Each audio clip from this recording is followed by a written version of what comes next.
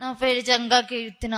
నేను AP model school Deshavaram నుంచి వచ్చాను. నేను చదువుకుంటున్నప్పుడు చాలా పెద్ద సిచ్యువేషన్ ఫేస్ చేశాం సార్. చెవులు సరిగ్గా వినిపించాం, లెసన్స్ వినలేని సిచ్యువేషన్. ఎలా చదవాలో కూడా తెలియదు. అందరేమో చదవలేదు, ఈ అమ్మాయితో ఇంతటితో చదివాగిపోయిద్ది అని మాట్లాడుతూ ఉండేవాళ్ళు. కానీ మా నాన్నగారు జంగా బ్రహ్మయ్య చాలా ప్రోత్సహించారు సార్. పక్కనే ఉండి నువ్వు ఎవరిని పట్టించుకోవద్దు, నువ్వు ఖచ్చితంగా సాధించగలుగుతావు, బాగా చదువుకోవాలి, మంచి మార్కులు తీసుకొచ్చుకోవాలి. మరియు మా ప్రిన్సిపల్ మేడం శ్రీమతి వెలంగని మేరీ గారు పక్కనే ఉండి ప్రతి నిమిషం గమనిస్తానే ఉంటారు. ప్రతి క్షణం వచ్చి మాట్లాడుతూనే ఉంటారు. ఎలా చదువుతున్నావు, చెప్పేది అర్థం అవుతుందా లేదా, నీకు అర్థం కాకపోతే పక్కనున్న వాళ్ళని అడిగి తెలుసుకో. ఇంటికి వెళ్ళి వెంటనే ఇంటి దగ్గర ఉండి రోజు నాన్నగారు పక్కనే ఉంటారు. హాస్టల్ కూడా పంపించలేదు నన్ను.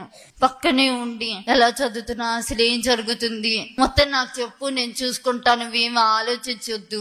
ఏ సిచ్యువేషన్ వచ్చినా, ఎంత పెద్ద సమస్య వచ్చినా నా దాకా ఎవరు తీసుకురాలేదు. నేను ఎక్కువ ఆలోచిస్తాను అని వాళ్ళే ఫేస్ చేశారు అన్నిటినీ.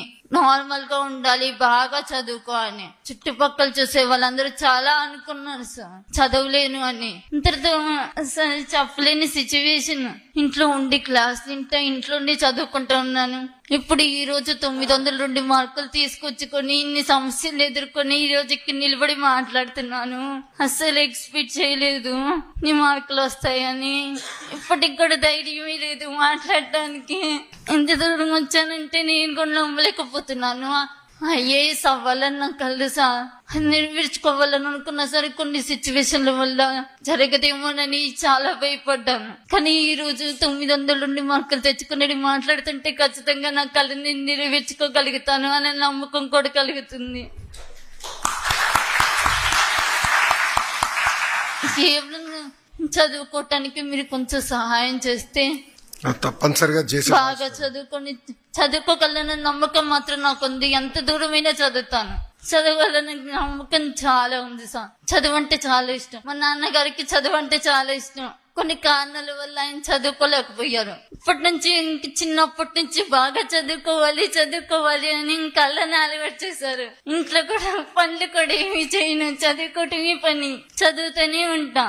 బాగా చదువుకోవాలి ఇంకదొక్కటి నేర్పించారు. ఇప్పటికి కూడా లెసన్స్ అర్థం కాకపోయినా అసలు మాటలు కూడా అర్థం కావు. వాళ్ళు మాట్లాడుతూ ఉంటే వాళ్ళని చూసి వాళ్ళు ఏం మాట్లాడుతున్నారా అని తెలుసుకోవటం. ఇప్పటికి కూడా ఇంతమంది మాట్లాడారు, నాకేం తెలియదు, నేను నార్మల్ గానే ఉన్నాను. నేను కొంచెం చూపించుకొని బాగా చేయించుకోవాలి సార్. అది నా బాధ్యత తల్లి. మేము మాట్లాడుకున్నాం. నాన్నగారు గర్వంగా చేస్తున్నారు మీ వైపు. అయ్యగారు, ఈరోజు మీ పాప వల్ల మేము కూడా చాలా నేర్చుకున్నాం.